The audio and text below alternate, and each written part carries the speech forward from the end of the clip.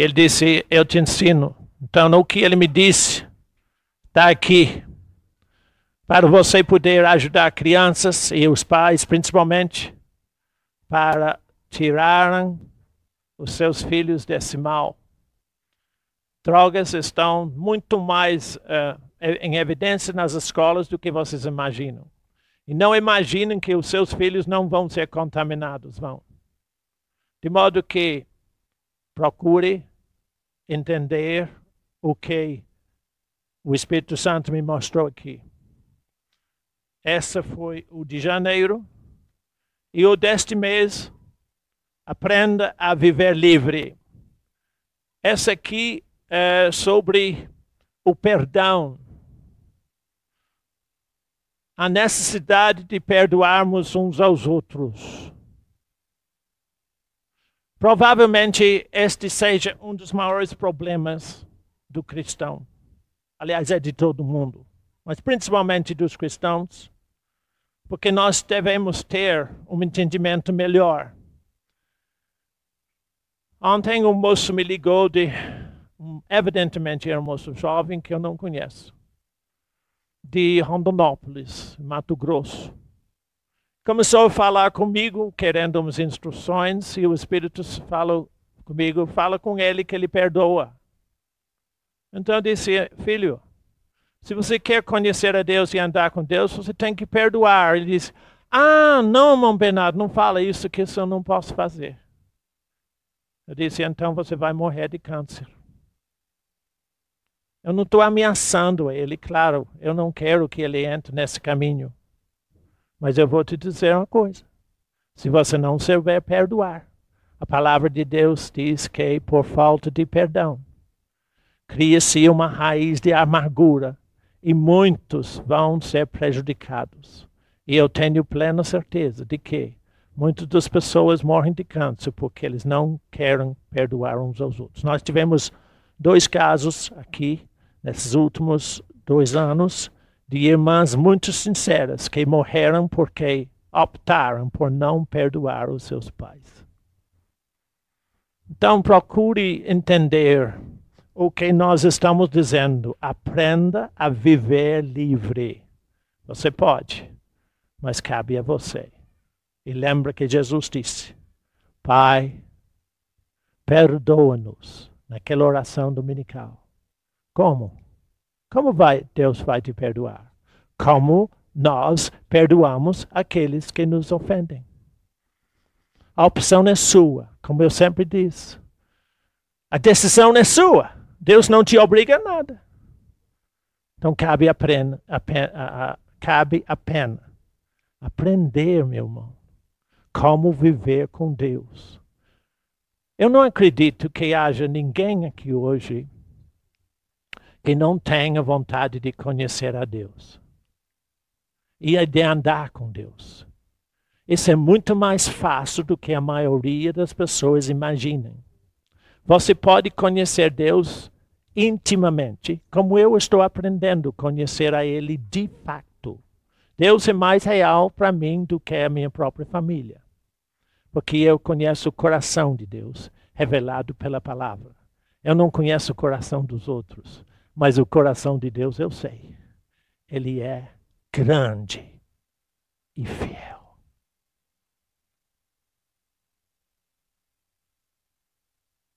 Para efeitos do vídeo, o tema de hoje é aprenda a obedecer.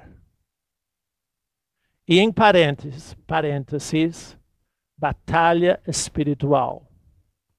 Eu creio que essa frase, batalha espiritual, todo mundo sabe o que é. Mas não é como vocês ouviram dizer que é. Isso eu vou dizer desde já. E dentro desse momento nós vamos tratar de uma concepção totalmente errada quanto a Deus e o diabo, que está muito prevalente na igreja. E falar também de 2 doutrinas erradas que estão prendendo muita gente. Abra sua Bíblia em Lucas capítulo 12. E Deus me falou, Bernardo, eu quero que você fale sobre Acã. Sabe quem era Acã? o homem que roubou e foi apedrejado lá em Canaã. Então nós vamos começar em Lucas capítulo 12.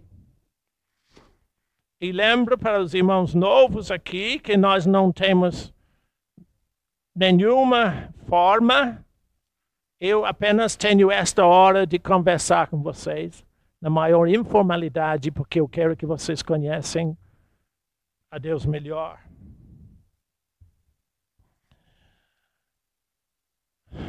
Acã, nós vamos ler daqui um pouco. Em Josué, capítulo 7 e 8, fala de uma cidade chamada Ai, que tinha que ser conquistado depois de Jericó. Todo mundo sabe de Jericó o que aconteceu. Depois daquela cidade, Israel foi para derrubar uma outra cidade chamada Ai. Mas eles fizeram totalmente errado. E foram derrotados. Israel foi derrotado. Pelo menos na primeira tentativa. E a razão disso é por causa de um homem que estava no meio de Israel, chamado Acã, e que procedeu em desobediência a Deus. Eu vou ler isso aqui, depois eu tenho um comentário. Lucas 12, versículo 29. Lucas 12, 29. Não andeis a indagar o que haveis de comer ou beber. E não vos entregueis a inquietações.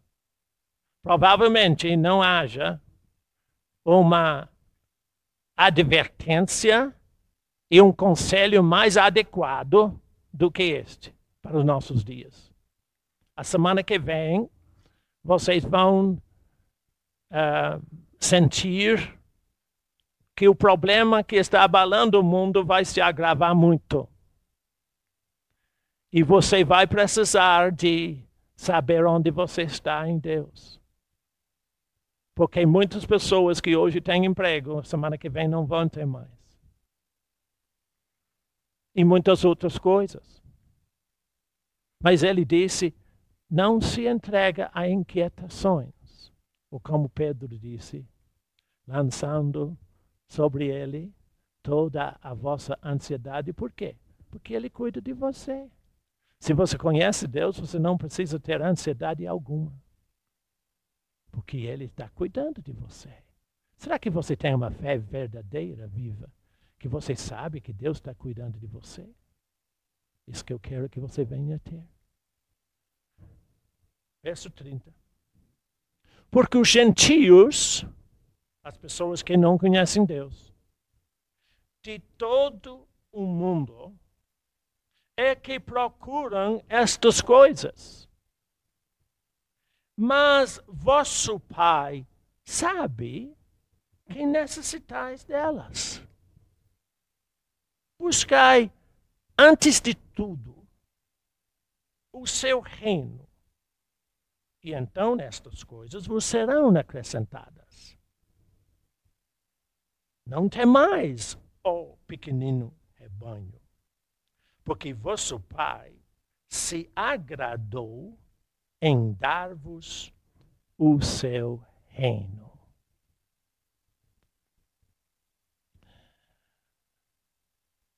Quando nós vamos pensar em Acã e Israel entrando em Canaã, nós vamos falar da terra prometida.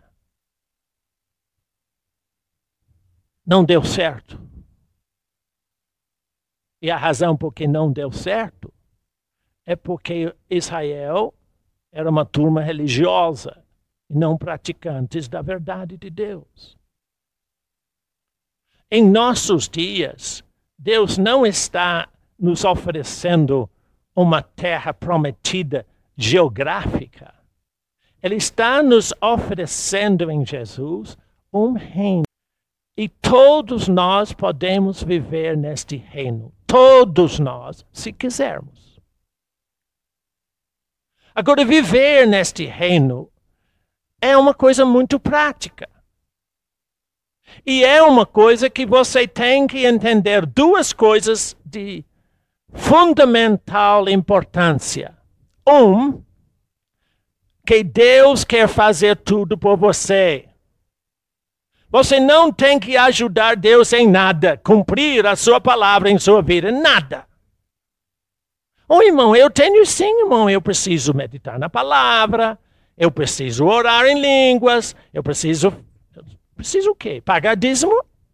Vai comprar o quê? Favor com Deus? É possível? Não, não é possível. Entenda você muito bem que não há nada que você pode fazer para melhorar o que Deus já fez para você em Jesus Cristo. Nada. Nada. Nem na meditação na palavra. Então, irmão, eu não vou meditar, eu não vou orar, tá bom. Quem vai ficar prejudicado é você. Irmão Bernardo, mas você disse que eu não posso fazer nada.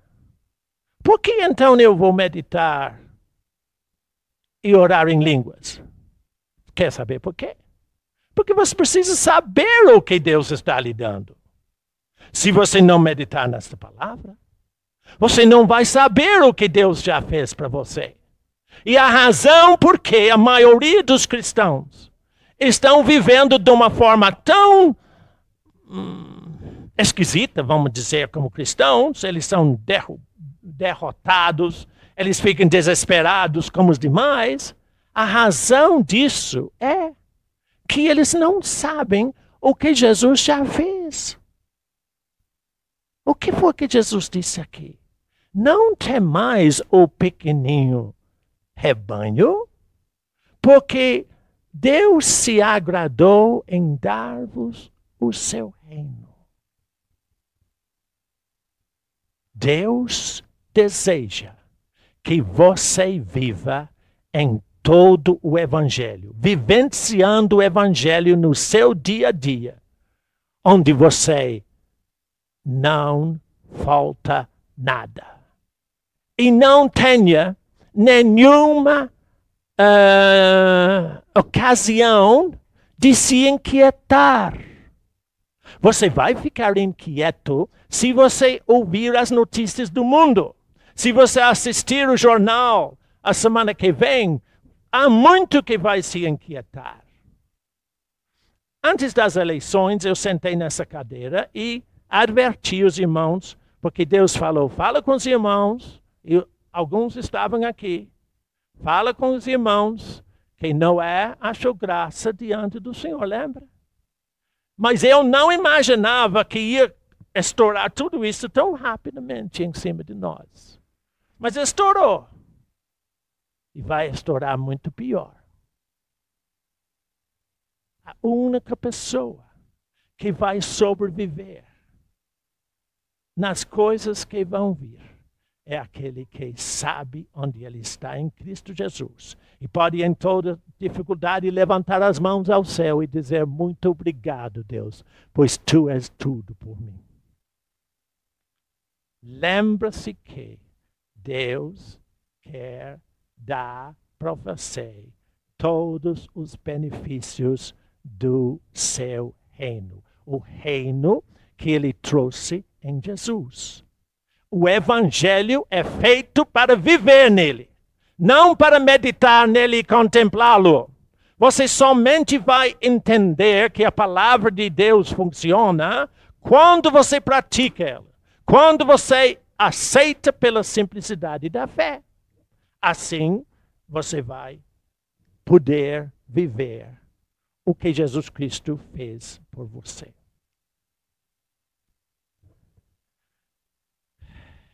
Olha Gálatas, capítulo 5.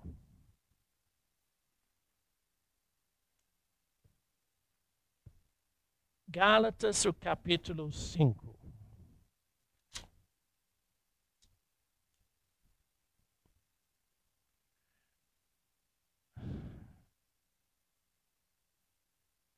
Versículo 16 até 18 eu vou ler.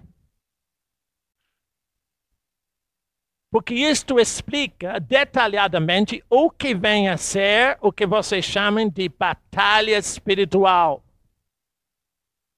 Eu não sei se alguns irmãos aqui já fizeram curso de batalha espiritual. Mas se fizerem, você ficou no mesmo jeito depois que ficou antes. Eu não fiz e não vou fazer também não. Que eu tenho essa batalha, que não é batalha todo dia. É um descanso da fé. Mas observa o que o apóstolo Paulo diz aqui em Gálatas. Versículo 16. Andai no Espírito e jamais satisfareis as concupiscências da carne. Foi isto que Acã fez. Ele não andou no Espírito e cobiçou as coisas que tinham naquele lugar e morreu. Você tem a mesma possibilidade de fazer assim. Gálatas 5,16, estou lendo. Gálatas 5,16. Andai no Espírito e jamais satisfareis a concupiscência da carne, porque a carne milita contra o Espírito Santo. E o Espírito Santo contra a carne, porque são opostos entre si. Para que não façais o que porventura seja do vosso querer. Mas, se sois guiados pelo Espírito, não estáis sob a lei. Vejo que a igreja está muito confusa hoje, porque não entendem a lei. Um dia eu estava sentado lá embaixo e Deus me perguntou: Bernardo, você sabe por que é que eu dei a lei para Moisés? Eu disse: eu não sei não. Porque se Deus me pergunta é porque eu não sei. Então eu não vou ser atrevido e dizer: eu sei sim, eu não sei. Eu estou aprendendo como vocês estão aprendendo. E ele disse: olha, se eu não tivesse dado a lei a Moisés, o homem jamais teria compreensão da corrupção e deformidade e mentira que Satanás semeou no coração humano. Porque quando Deus deu a lei, os homens descobriram que não era possível cumprir a lei. Todo ano eles tinham que levar os mesmos sacrifícios para receber o perdão. E o próprio sumo sacerdote que levava os sacrifícios tinha que primeiro oferecer por seus próprios pecados. Então cada um deles, inclusive Arão e Moisés e todos eles, descobriram que eles precisavam de algo mais do que a lei. Oh, Pai, eu tenho muita dor no meu coração quando eu vejo crentes, cristãos, pessoas nas igrejas voltando para as práticas da lei, que nunca vão servir para nada, a não ser mostrar a você que você precisa de um Salvador. Por que eu digo isso? Olha capítulo 3 desse livro. Gálatas 3, versículo 24. Gálatas 3, 24. Só volta uma página só. Gálatas 3, 24, falando da lei, de maneira que a lei de Moisés nos serviu de aio para quê? Para nos conduzir a Jerusalém, a ser batizado no Rio Jordão. Não? Não, não. Então entenda que não. Ela só tinha um motivo. Um objetivo só. Levar você e eu para Cristo. Porque é só Ele que cumpriu a lei por nós. Nós vamos ver isso mais na frente. De maneira que a lei nos serviu de aio para nos conduzir a Cristo, a fim de que fôssemos justificados por fé. Que é isso? Você sabe o que é ser justificado por fé? Você acha que Abraão foi um homem perfeito? Acho que não, né? Você acha? O que você acha? Eu não sei, eu acho que sim. Ele foi chamado amigo de Deus? Romanos capítulo 4 diz que Abraão creu em Deus e isso foi-lhe imputado por justiça. Eu estava aqui com um casal durante a semana, aconselhando a eles. Eu falei, olhe bem para mim. E os dois olharam. Disse, você está vendo um homem que nunca vai morrer. E claro, eles levam um susto assim. Isso aí deve ser muito esquisito. Você sabe que eu sou esquisito. Não sabe? Verifica. Por que eu disse que eu não vou morrer?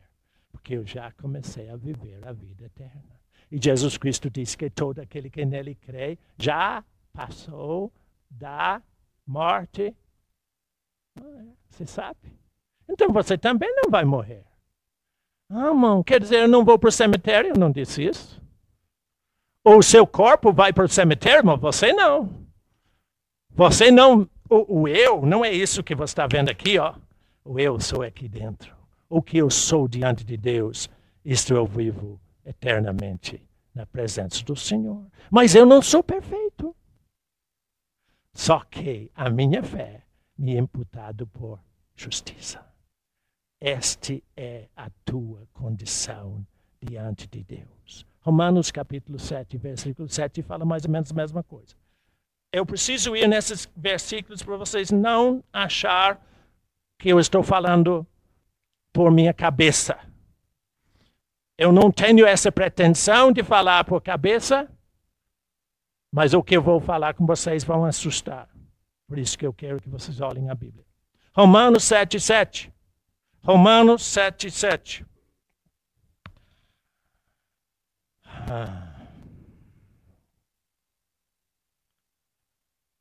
Que diremos? É a lei pecado? De modo nenhum. Mas eu não teria conhecido o pecado, senão por intermédio da lei. Verifica, o homem somente conseguiu descobrir o que é o pecado quando a lei disse que não pode ser assim. Pois não teria eu conhecido a cobiça se a lei não dissera não cobiçarás.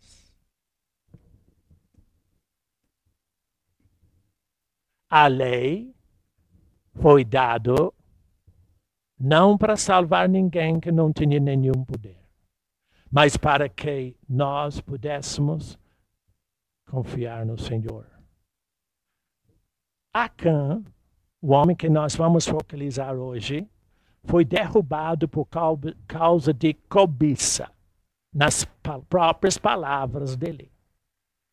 Só que Acã entrou numa batalha que ele não entendia. Não era a batalha para conquistar a cidade de Ai, mas era a batalha de conquistar a sua própria alma e vencer por dentro. Isto é a batalha espiritual. Paulo disse em Gálatas 5 que a carne luta, combate, milita contra o Espírito Santo, sempre. E a batalha nossa é travada aqui dentro de nós. Possivelmente, nenhum de nós temos um entendimento adequado da seriedade de desobedecer o que Deus diz. Verifica. Todos os dias da sua vida, o Espírito Santo está operando no seu íntimo para que você possa entrar e viver na herança que Jesus Cristo deixou para você. Jesus não disse para os discípulos, é o agrado do Pai te dar o reino. Ele deseja que você viva acima dos padrões do mundo. Mas para isto, para você poder viver no Evangelho de fato no seu dia a dia, é necessário que você preste atenção no que diz o Espírito Santo aqui dentro de você. Aqui é onde trava a batalha entre o Espírito e a sua alma. A desobediência é muito mais sério do que você imagina. E quando eu falo desobediência, é necessário que nós fiquemos tão alertos ao Espírito Santo que quando ele diz que é assim, nós aceitamos que é assim. E não conforme nós imaginamos. Olha o capítulo de 1 Samuel, capítulo 12, para vermos a seriedade da desobediência. 1 Samuel, capítulo 15, desculpe. Capítulo 15. E aqui eu vou começar a explicar uma das concepções que estão erradas na igreja, para ver se você entende melhor. 1 Samuel 15. 1 Samuel 15.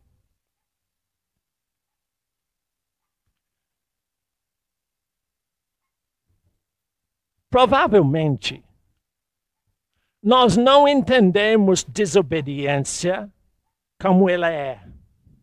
Ela é a propagação da incredulidade. Quando você não obedece a Deus, você está dizendo, não creio nisso, Deus. Eu não aceito o que você diz. E isto traz sérias consequências para você. E também para sua família, como nós vamos ver na frente.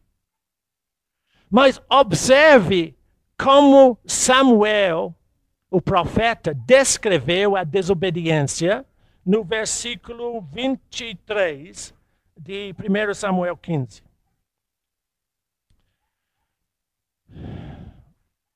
1 Samuel 15, 23 diz assim: porque a rebelião é como o pecado de... Claro que aqui no Brasil ninguém sabe o que é feitiçaria, né? Não sabe. Só que a maioria dos cristãos tem um pavor de feitiçaria. E tem toda uma doutrina e todas as práticas na igreja para desfazer de feitiçaria contra o cristão. Que é uma mentirada todinha.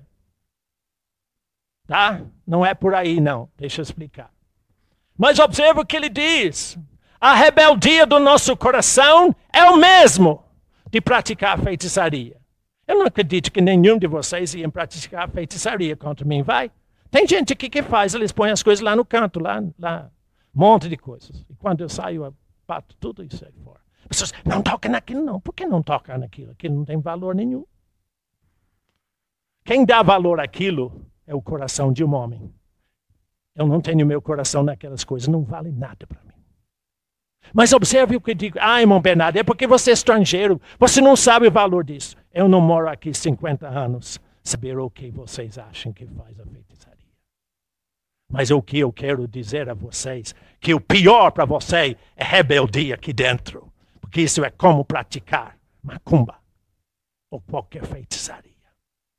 E lembre-se, eu sou da terra onde as bruxas montam em vassouras. Você acha que eu não sei? E a obstinação é como a idolatria e culto a ídolos do lar. Eu falei que, neste momento, eu quero explicar para você um assunto sério E é uma concepção que está na cabeça da maioria dos cristãos, totalmente errado. Eu estava conversando com Glória num desses dias lá embaixo, a respeito do rei Saul. Porque há um trecho em 1 Samuel que diz que em determinado momento da vida do rei Saul, ele foi atacado e dominado por um espírito maligno da parte do Senhor. E as pessoas dizem, então Deus manda espíritos maus para mim. Bernardo, você diz que Deus é incapaz de fazer nenhum mal a mim. Mas diz aí na Bíblia que ele mandou um espírito mau para Saul. Preste bem atenção para eu explicar a você por que se diz isso e o que acontece. Você tem que entender que nas regiões celestiais existe e trava-se uma contínua batalha ou luta para sua vida. Deus de um lado e os hostes malignos de outro lado. Eu sei que Deus tem muitos anjos que Ele envia para ministrar para nós. Mas observe, tanto Deus quanto o diabo observam você o tempo todo. O que você é aqui dentro, tanto Deus sabe quanto o diabo sabe.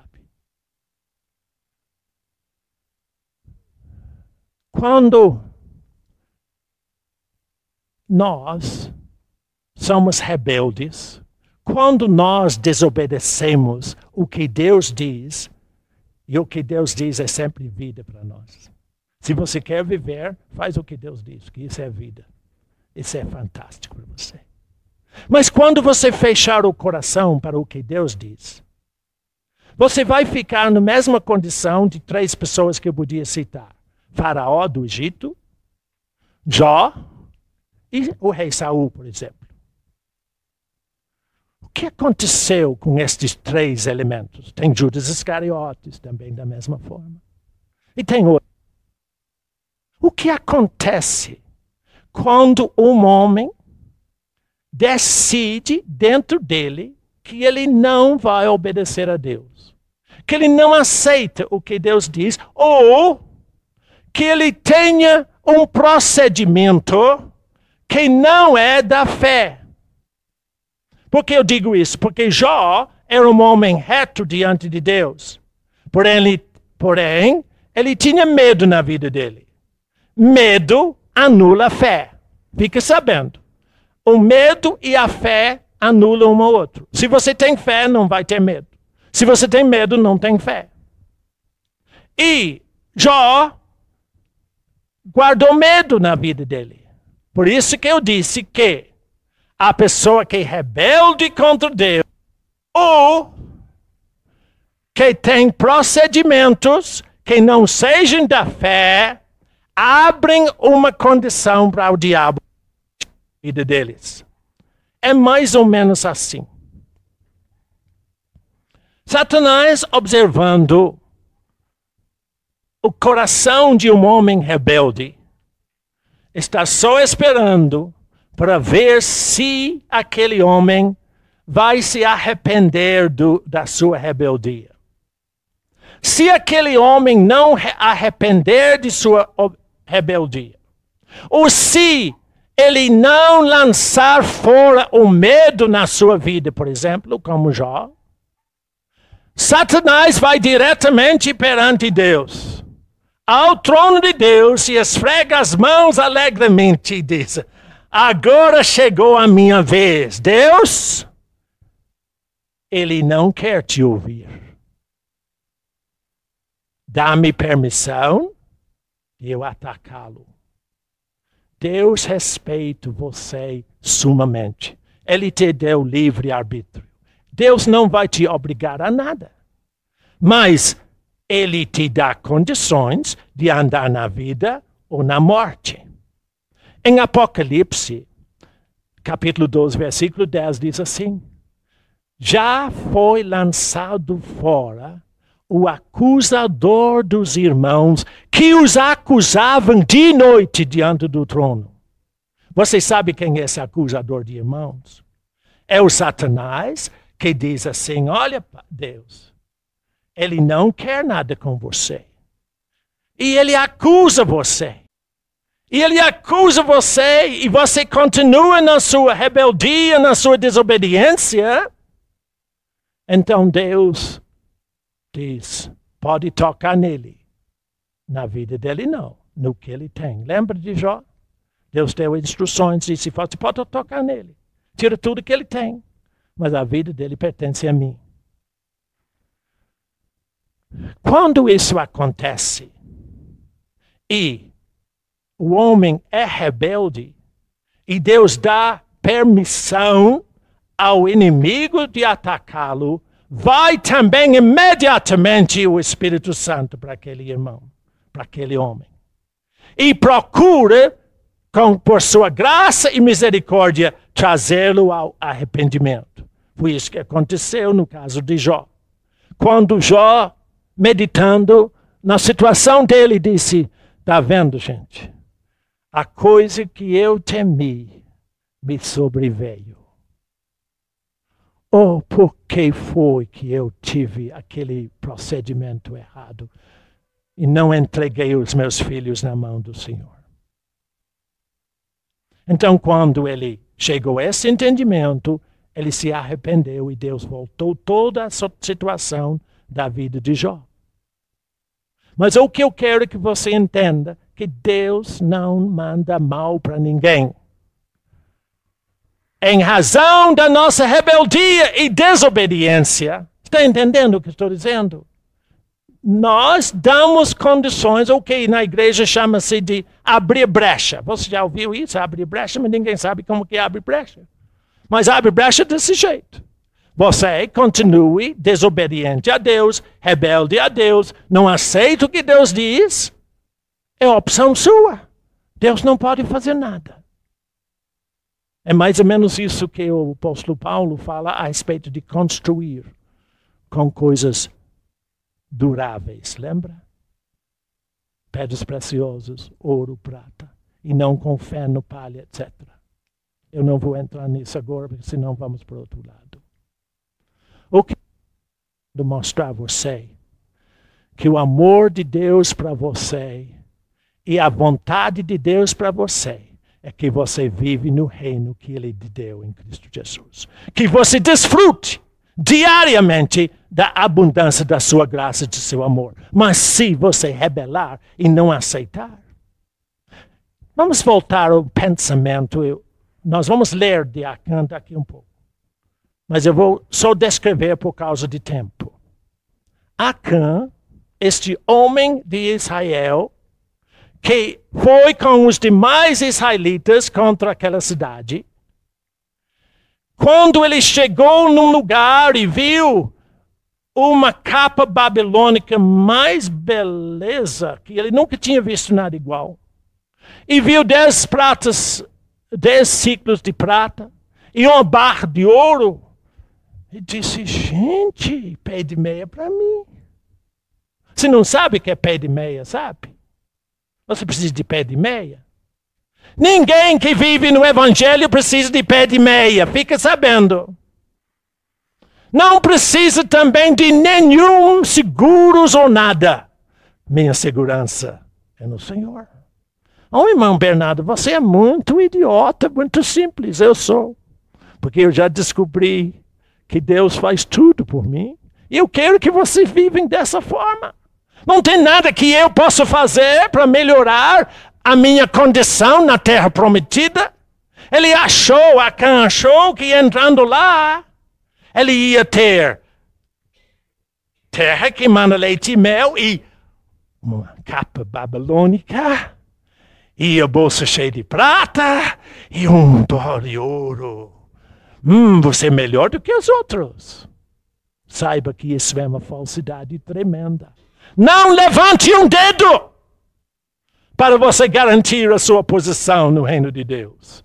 Jesus levantou 2 braços para você e morreu e disse: está consumado. Tudo que é necessário fazer, Pai, para que Bernardo possa viver comigo eternamente, eu já fiz. Só cabe a ele aceitar. Eu aceito. Você já ouviu falar que, eu falo muitas vezes, o maior problema de Bernardo, o que todo mundo já ouviu falar, né? O maior problema de Bernardo é Bernardo. Nós gostamos de dizer que o maior problema nosso é meu marido, minha mulher, o meu emprego, o meu chefe. Não, senhor. Não, irmão Bernardo, mas o meu maior problema é que as minhas circunstâncias, o meu dinheiro, conta no banco, está tudo ruim. Então melhora. Irmão, mas eu não sei. Eu te digo comigo. Irmão, eu estou devendo 40 e tantos mil. Eu estou fazendo loteria todo dia para ver se dá um jeito. Não dá, não. Não levanta um dedo, levante fé no seu coração e louve a Deus, porque Ele tem cuidado de vós. Funciona isto bem melhor. Então Acã entrou lá, pegou o ouro, pegou prata, pegou a capa, escondeu na tenda dele e pensou que ninguém sabia. Só que o procedimento dele levou para uma consequência. E ele e toda a sua família morreram. Toda a sua família. Agora, eu quero falar de outra falsa doutrina na igreja. A respeito de maldição de família. Maldição de gerações. Esta é uma falsa doutrina baseada no falta total do conhecimento de Deus e da sua palavra. Vai para Êxodo 34 e eu vou lhe explicar o que acontece. Êxodo 34.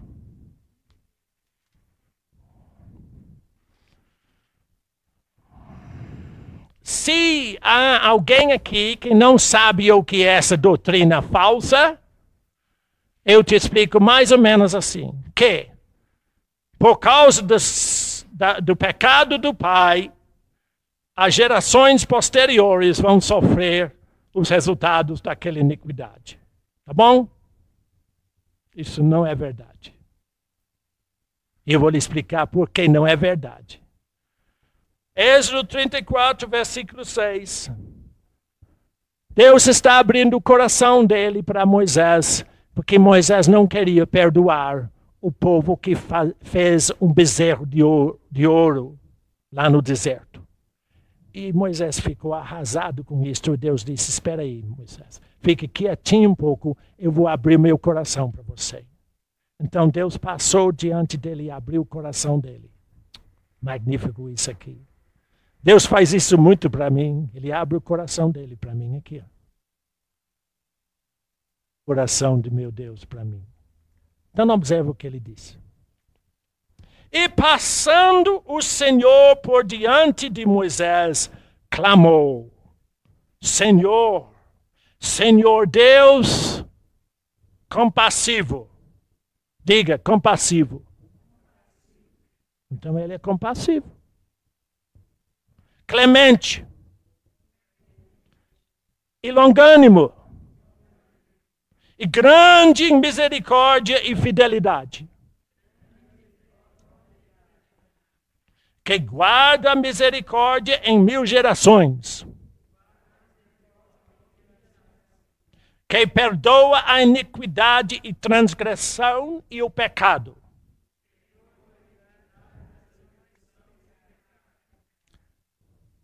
Não repita o que eu vou dizer agora. Depois eu explico por quê. Deus está falando, mas eu vou pedir não falar, porque você talvez não entenda. Ainda que não inocenta o culpado e visita a iniquidade dos pais nos filhos e nos filhos dos filhos até a 3ª e 4ª geração.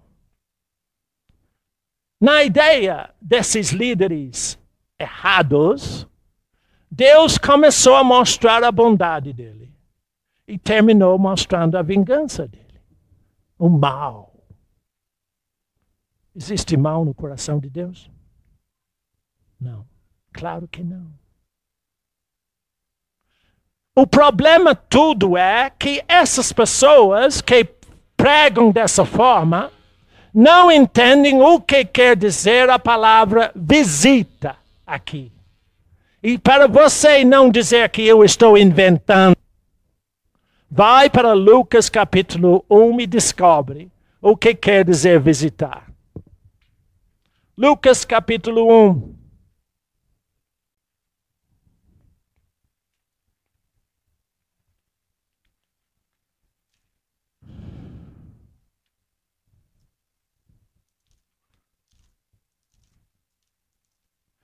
Esse capítulo aqui, nós temos o louvor de Zacarias, o pai de João Batista. Lucas capítulo 1, versículo 67. Lucas 1, 67 diz assim: Zacarias, o pai de João Batista, cheio do Espírito Santo. Se você ficar cheio do Espírito Santo, você não vai errar, pode ficar sabendo. Irmão, como é que eu fico cheio do Espírito Santo? O apóstolo Paulo disse, enchei-vos do Espírito. Como é que se enche do Espírito? Louvando a Deus, adorando a Deus, orando em línguas, meditando na palavra. O Espírito Santo vai encher você cada vez mais. Então Zacarias, cheio do Espírito Santo, ele não falou da cabeça dele. Profetizou dizendo, bendito seja o Senhor Deus de Israel, porque visitou com mal para gerações até a terceira e quarta geração. Ah, é? Não. Visitou e redimiu o seu povo e nos suscitou plena e poderosa salvação. A palavra visitar em toda a Bíblia quer dizer chegar com socorro. Agora eu vou ler Êxodo 34 para você, como é, não como eles imaginam ser. Volta agora de novo para Êxodo 34. Pena que eu não falei com vocês, podia ter guardado a mão lá. Mas tudo bem. Se você não aguenta mais, pode começar a sair. Não tem problema, eu vou terminar já. 34, então vou ler aqueles mesmos versículos, mais rapidamente, claro. Êxodo 34, 6.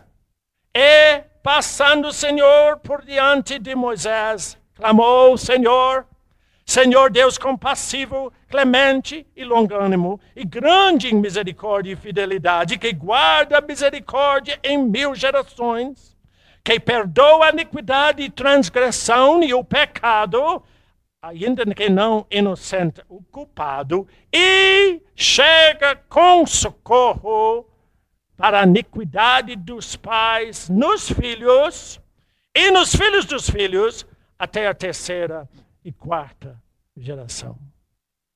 O Deus que eu tenho, pode não ser o seu, não sei, mas o Deus que eu tenho, tem grande compaixão sobre os filhos dos pais iníquos. E Ele faz tudo, até a terceira e quarta geração, para amenizar o sofrimento daqueles filhos. Ele procura, por sua graça e amor, trazer a salvação para que aqueles filhos não sofram pela iniquidade dos pais. E se isso não é bastante, Ezequiel 18, 20 diz assim, a alma que pecar, essa morrerá, o filho não levará a iniquidade do pai. Está claro? Não sei, irmão. Eu não sei. Se para mim diz que ele não levará a iniquidade do pai, ele não levará a iniquidade do pai. Isso é Ezequiel 18, 20.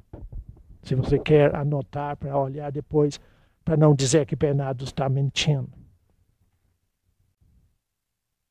Mas tem uma outra coisa aqui dentro, naquele Êxodo 34, que eu pedi que vocês não lessem, repetissem, lembra?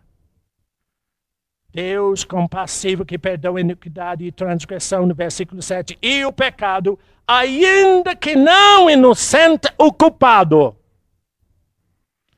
Você precisa entender isso, meu irmão. Olhe para mim. Você está olhando a pessoa que é culpado.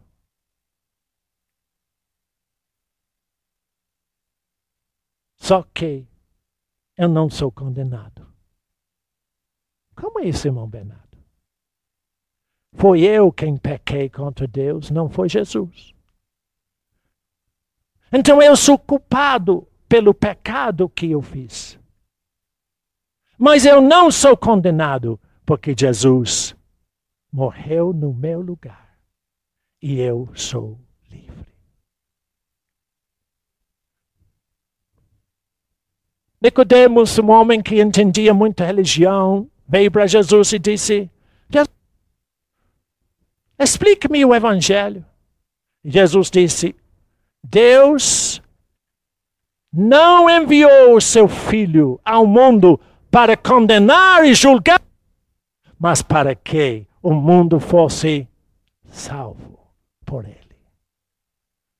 Sim, Deus não inocenta o culpado, ele perdoa o culpado. E isto é o coração do meu Deus. Ele faz com que você é justo, como se nunca tivesse feito nenhum pecado. Essa é a graça de Deus, que você recebe em Jesus Cristo. Mas você me diz, irmão Bernardo, mas no caso de Acã, eu quero saber como é que foi. Então vamos lá e eu termino aqui. Josué, capítulo 7 e 8. Josué 7 e 8.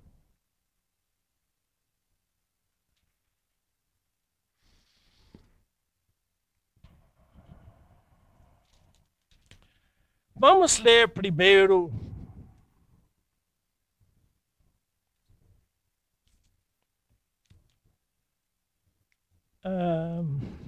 o versículo, capítulo 7, versículo 24.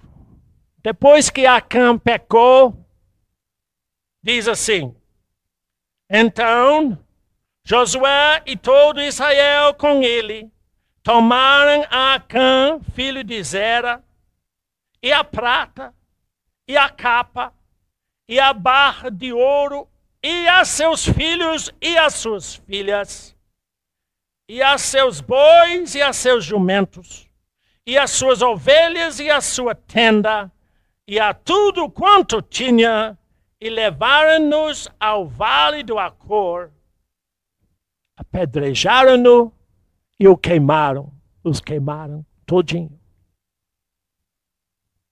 Por quê, meu irmão? Por quê? Você me diz, mas os filhos pereceram também. Nessa época, irmão, não tinha graça, só tinha lei. Vocês não sofrem agora porque Jesus morreu. Pela graça de Deus somos salvos. Não por nenhum merecimento nosso. Não por nada o que nós fazemos.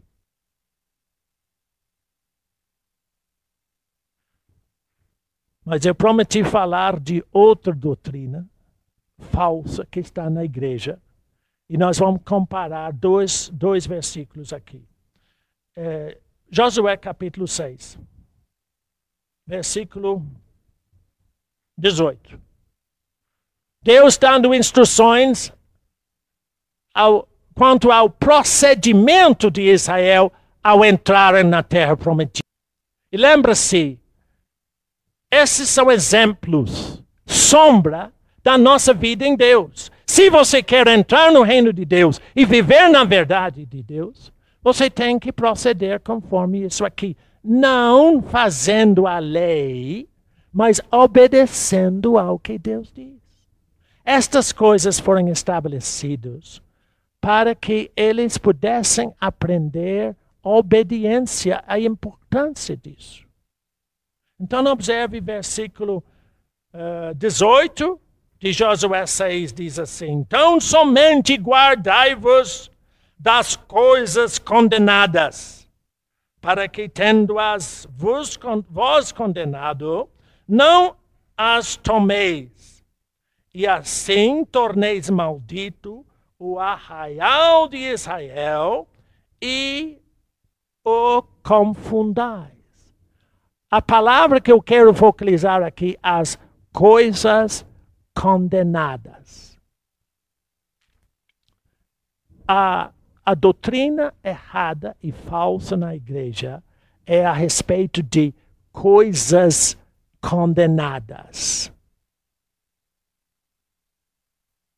Objetos, quadros, procedimentos infestados por demônios. Observe você. Espíritos malignos são vivos. Eles não podem se enquadrar ou infestar objetos inanimados. O problema não são os seus objetos. O problema é o seu coração. Espíritos malignos operam em corações desobedientes. Deus não estava atribuindo neste versículo um poder maléfico às coisas condenadas. Ele estava dizendo: eu não quero que você toque nessas coisas. Não por causa das coisas, mas por causa da obediência do coração. E por que eu digo não por causa das coisas? Veja o capítulo 8. Capítulo 8 de Josué. Observa o que ele diz. Saquearam, entretanto, para si, os israelitas, o gado e os despojos daquela cidade, segundo a palavra do Senhor que ordenara a Josué. Isso é Josué 8, 27. No versículo 6, no capítulo 6, ele diz: eu não quero que você toque naquilo. Mas agora no capítulo 8 ele diz: pode tocar. Eu mando vocês pegar todo o despojo. Qual foi o problema? Será que Deus muda as ideias? Muda as coisas? Deus entra em conflito com ele mesmo? Não, o que Deus diz: eu quero que vocês observem o que eu digo e cumpre ipsis literis. Exatamente a minha palavra. Nós começamos essa pequena conversa hoje em Lucas 6, onde Jesus diz: olha, eu não quero que vocês tenham cuidado ou fiquem quietos a respeito de o que vai comer ou beber. Se você vai ter emprego semana que vem ou não vai ter, não faz diferença nenhuma. O irmão Bernardo, para você não faz diferença não, porque ninguém manda na sua vida. Vai. E quem manda na sua? É você ou o seu chefe? Um irmão me ligou de Acre. E disse: irmão, olha, na firma em que eu estou, ele trabalha na Fiat. Ele é um vendedor muito bem sucedido. Ele falou: olha, o meu chefe me humilha demais. E eu não estou aguentando mais essa humilhação. E eu recebi uma proposta de um outro homem, que é um médico, e que ele vai montar uma coisa especial para mim. O que você acha? Eu devo ir para lá? Eu não acho nada. Você tem que fazer o que Deus mostra você. Só que quando ele estava me falando, o Espírito falou comigo assim: aquele homem é médico sim, mas ele não pratica medicina. Ele é, escute bem, político, deputado. Você entendeu o que eu disse para o irmão, né? Você cai da panela e entra no fogo. Não é importante quem é que está com você ou onde você está. O importante é onde Deus está em você. Onde está a tua confiança? Quem é que rege nas suas coisas? Tem que ser Ele. Então Jesus disse aos discípulos, olha, eu abri para você um reino.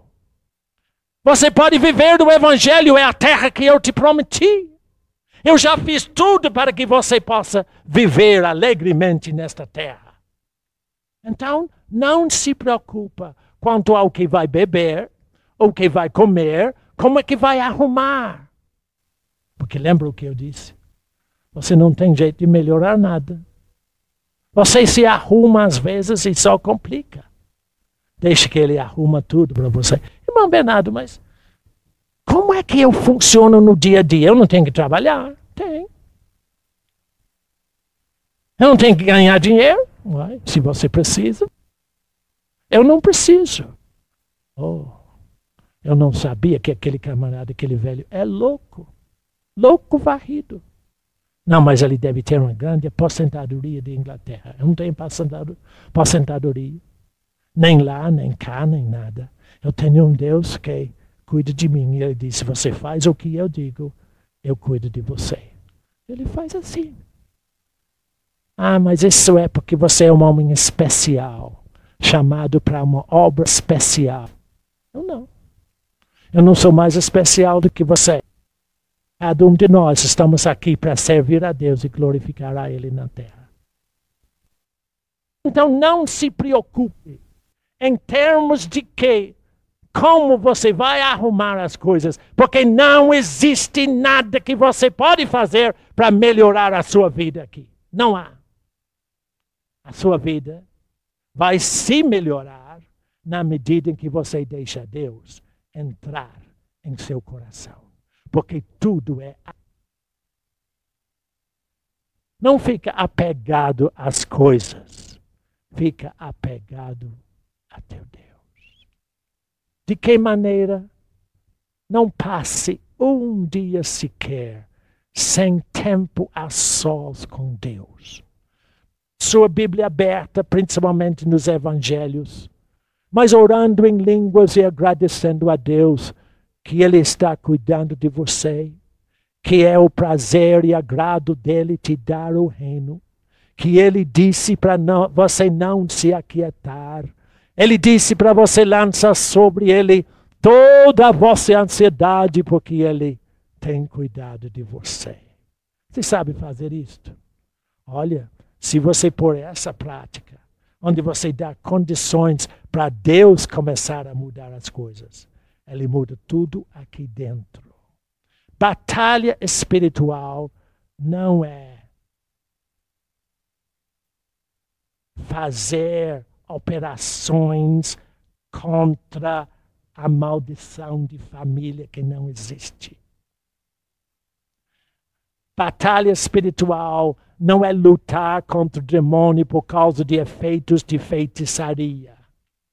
Quando você aceitou Jesus, Paulo diz, se alguém está em Cristo, nova criatura vai ser. E um dia no céu, tudo vai melhorar. Não foi?